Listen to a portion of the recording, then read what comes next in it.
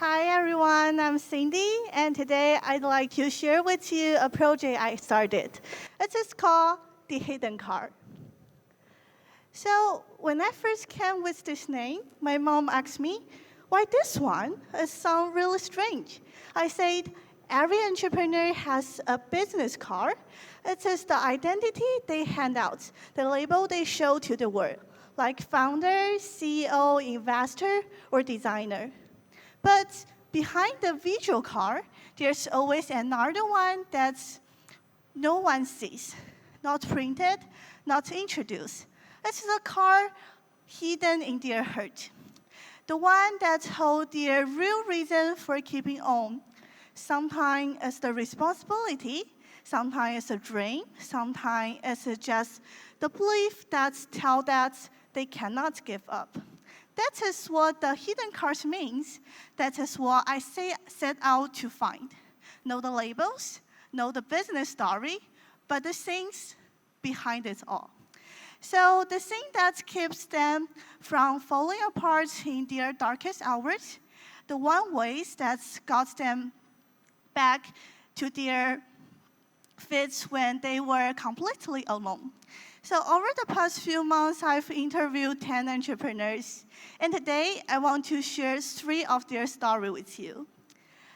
So the first is a teacher who works in international education. She's the founder of an institution, Remote.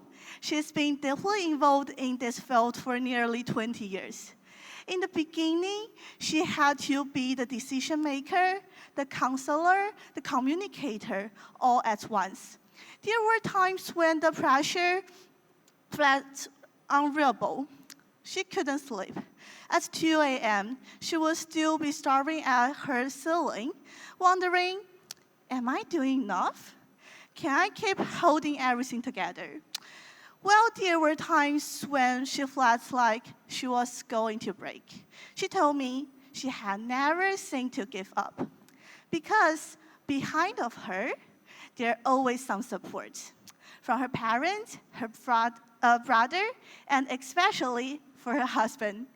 She keeps going with the help of exercise, her husband, her friend, and the student who stuck with her.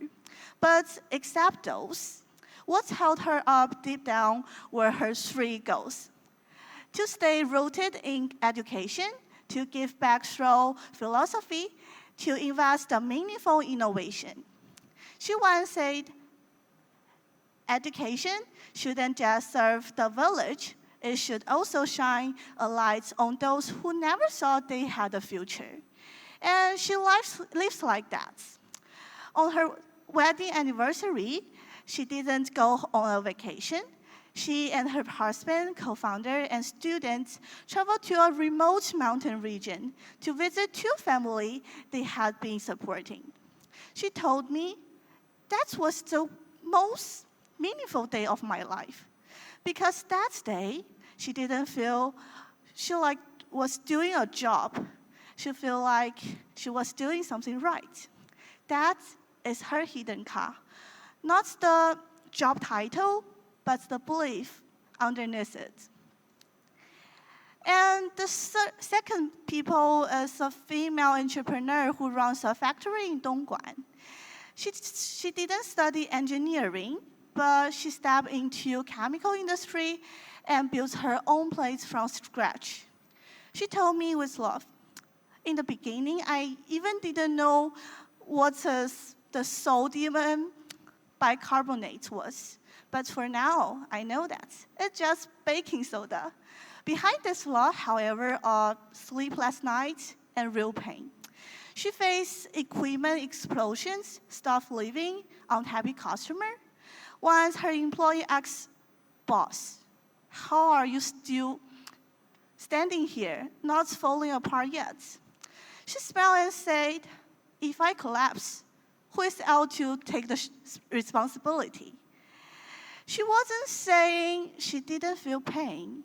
She just couldn't allow herself to collapse. She was the one everyone leaned on.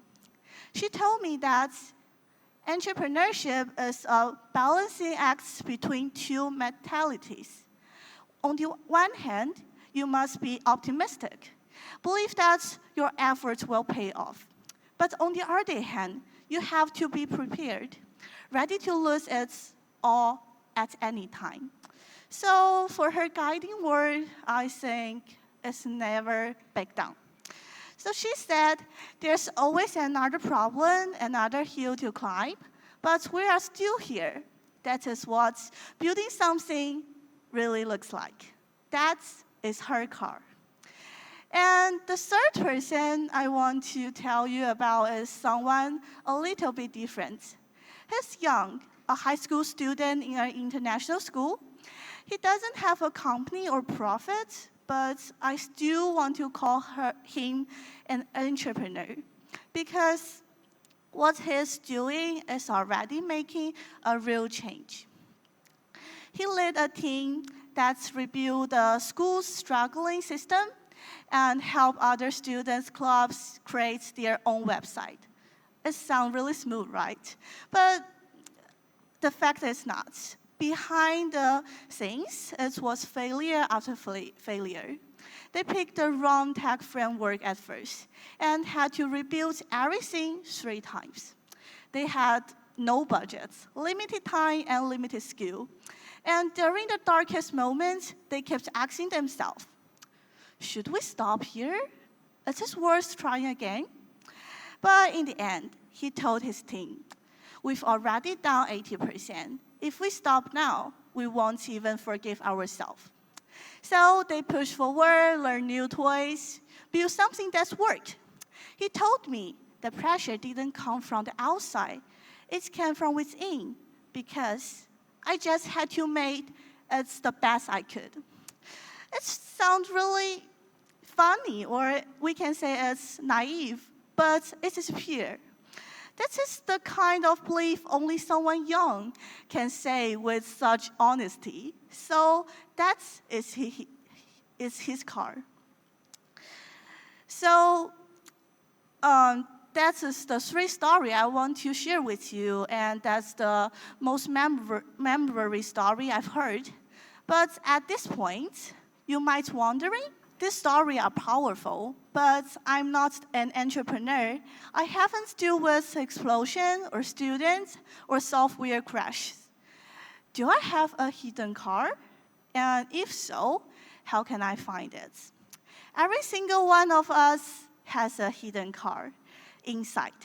It may not be about building a company. It could be about surviving a sleepless night or making a choice that nobody knows. But the car still matters. And when things get hard, that is what can pull you back from the edge. While preparing this project, I read a lot of research, and I found something interesting. People who manage to get through hard times often have one thing in common. They believe their lives has meaning. Psychologists call this meaning in life. It is not about grand achievements. It is about knowing that what you do matters, even just to yourself.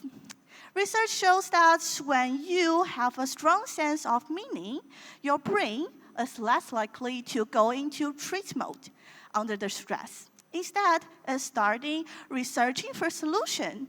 You don't break down as quickly, you recover faster, you are more willing to hold on because you know what you are holding on for. So, how do we discover that car in ourselves? I want to leave you with 3 simple things you can try. So the first one is write it down. It sounds really simple, and we just did that. It can be write something that is important to you, something that reminds you of why you keep going in the first time. So it can be a person, a story, or even a quote. 那我就来分享一下我自己的。